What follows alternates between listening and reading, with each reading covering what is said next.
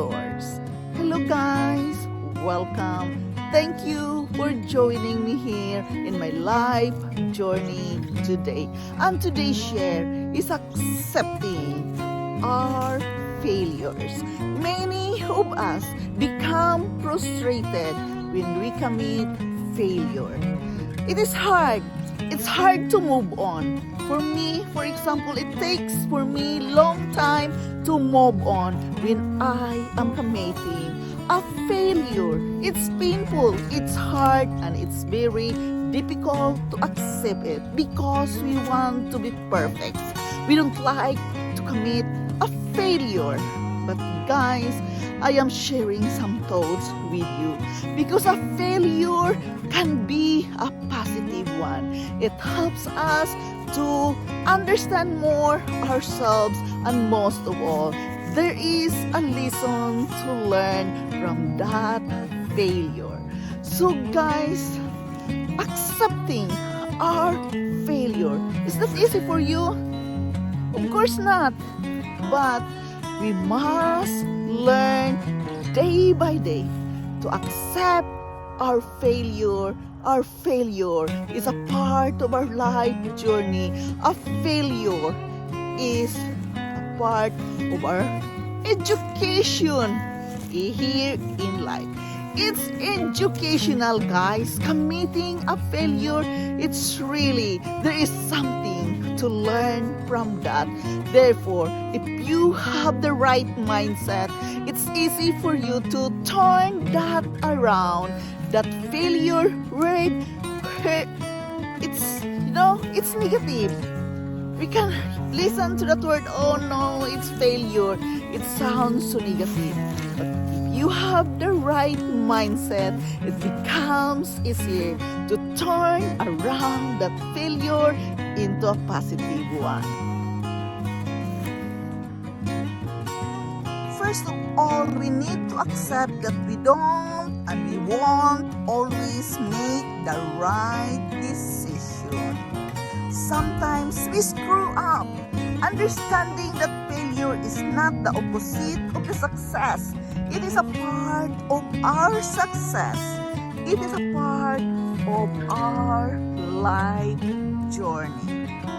To accept our failure, we must understand right away that some things are not in our control. Remember, you are not alone committing a failure. Each and every one of us can commit a failure every now and then. Remember that you can turn that around to a positive one. We must surround ourselves with like-minded people. We must understand that no matter how much difficult we believe in what we are doing, something is not working. It's not always work the way we want it to be. Something is not working. What we shall do? We must learn to embrace our emotions. We must recognize unhealthy attempts to reduce pain. We must practice healthy coping skills. We must acknowledge irrational beliefs about failure. We must accept an appropriate level of responsibility. It is about taking responsibility. We must develop realistic thoughts about failure. Be realistic, guys. When you commit failure, be realistic enough. We must do a research about famous failures. What are those famous failures? Remember Edison, who made the light bulbs? He did not commit failure. He said he just didn't find out how to let it work. We must acknowledge that there is value in failure. Through failure, we'll get to know ourselves better and we will learn failures makes us rethink, reconsider, and find new ways and strategies to achieve our goals. Embracing failure and make it work in our favor. By letting the team to feel, to increase its success, we must learn to consider that our failures beginnings, that is the beginnings rather than the endings. Many of us thinking, oh, it's the end of the world because we commit failure. No, think rather that that is the beginning of your success. We must feel the fear. We must feel the emotions of fear. But do not let it become our focus. Acknowledge that fear and remember that fear is a powerful thing, for it can be a great asset, and at the same time we must be aware because fear that can also hold us back. So feeling that fear because we are committing failure, we must acknowledge that it can turn around to a great asset, or we must be very aware that can also hold us back, that we are not going to continue what we want to do. So therefore, guys, we must embrace our emotions when we commit failure. How can we accept failures? Guys, we must really understand it first, as the book says that not everything is working for our good right away.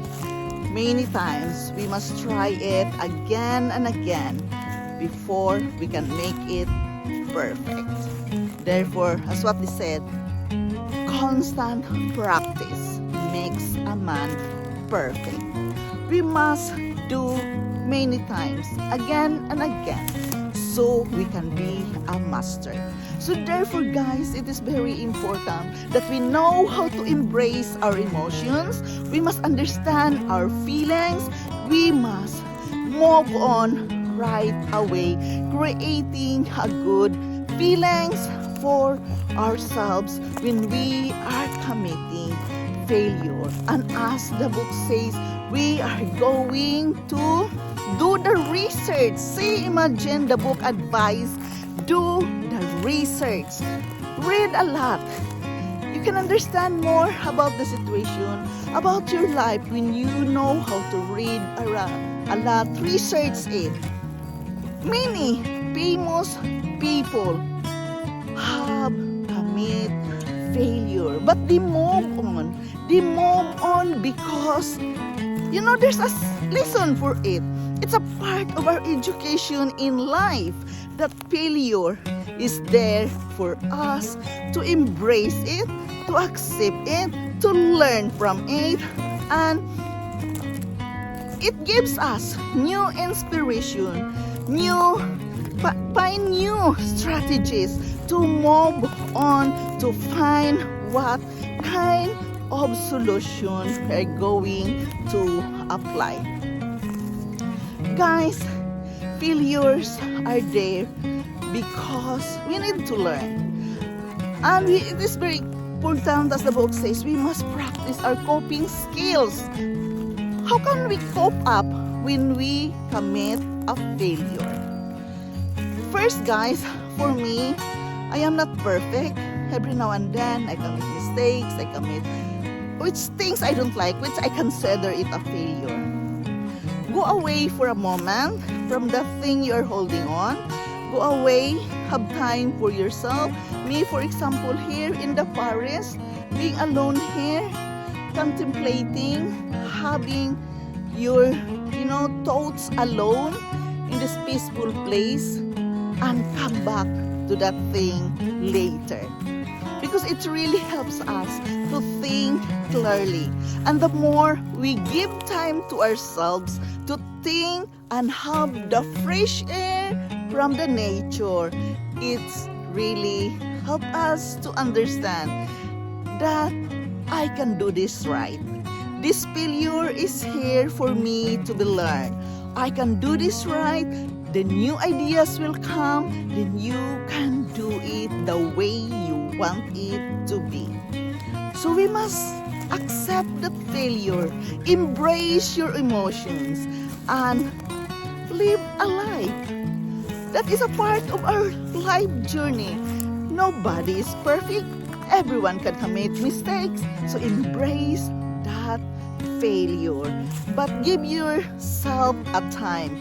I'm always talking about the me time. Yes, the me time is very important to give yourself. Me, for example, I really love the nature.